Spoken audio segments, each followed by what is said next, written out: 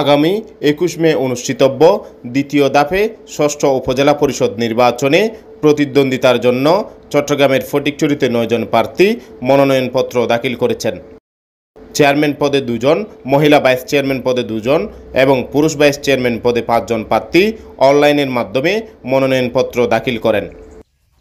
ফটিকছড়ি উপজেলা পরিষদ চেয়ারম্যান পদে মনোনয়নপত্র দাখিল করেন ফটিকছড়ি উপজেলা আওয়ামী লীগের সাধারণ সম্পাদক মোহাম্মদ নাজিমউদ্দিন মুহুরী।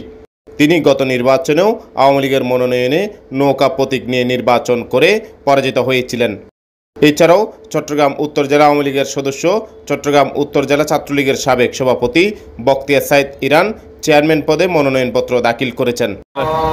অন্যদিকে মহিলা ভাইস চেয়ারম্যান পদে মনোনয়নপত্র দাখিল করেন বর্তমান মহিলা ভাইস চেয়ারম্যান জেবুন নাহার মুক্তা ও গতবারের পরাজিত প্রার্থী মহিলা আওয়ামী লীগ নেত্রী শারমিন আক্তার নূপুর বিএচচি।